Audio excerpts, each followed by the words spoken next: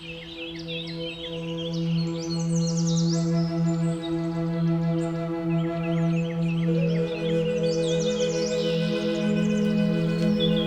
here in the moving chi section of the garden, and this herb here is called Commander-in-Chief of Chi Disorders. So it's quite a dramatic title, but it's well deserved. It's a very important herb for moving liver chi. Its name is Xiang Fu. Xiang means fragrant. It's also called the nutgrass rhizome. And to find out what that means, we have to go underground, and I'll show you what that is. Here on the roots, you can see these swellings, which gives it its name. These are root swellings, tubers, a little bit like small potatoes. But when you bite them, they're very aromatic, as its name suggests, Xiang Fu. And then it becomes bitter, a little bit of sweet. This complexity of flavors makes it a more harmonious herb than if it just has single action. It has many uses, but it's a strong herb for moving chi, but also a very harmonious and safe herb. This Xiang Fu is a herb which is very effective when it's used fresh, but they also do process it, partly to modify its action. But the first thing that they do with this herb is they burn off the roots, just using a slight flame like this. This now becomes known as a different form of Xiang Fu. The unprocessed form, or the hairy form as they call it, is Mao Xiang Fu, hairy Xiang Fu. But when it's processed, generally it's smooth. This is Xiang Fu as you can buy it. It's quite smooth. This is called Guangfang Shu, and this comes from the Guangzhou region, which is the best quality Xiang Fu, and so it's given the name Guangfang Shu. When you see this name Guang, it means it comes from this region of China. Xiang Fu is also processed using vinegar. This alters the action of the herb and directs it to the liver. The use of vinegar in processing is important for some herbs. One plant that we grow here is Corydalis solida. This is Yan Hu Suo. Yan Hu Suo is in the moving blood category, and it has three main actions that we use. The first is it assists the coronary arteries, dilates the coronary arteries. The second is that it stops pain, and the third is its anti-inflammatory action. The name Yan Hu Suo translates as extended barbarian root.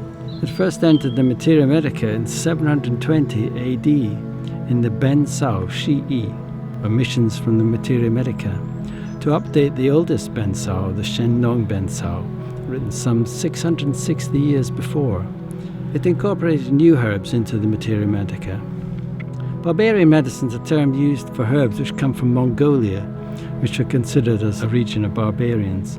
It's possible it got its name when it was incorporated into TCM from traditional Mongolian use.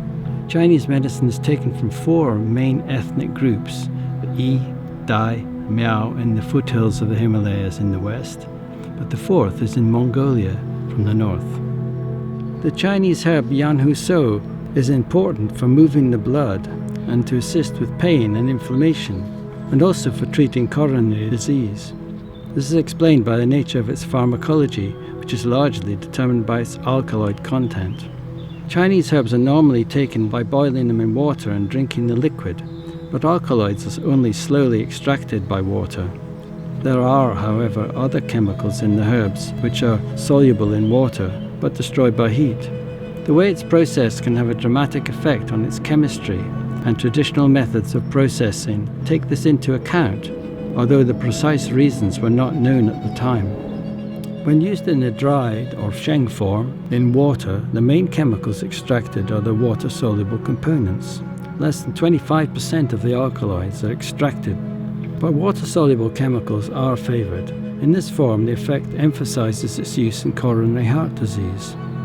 After being processed with vinegar, the alkaloid extraction increases to nearly 50%, and the pain relief action is estimated to be 40% that of morphine.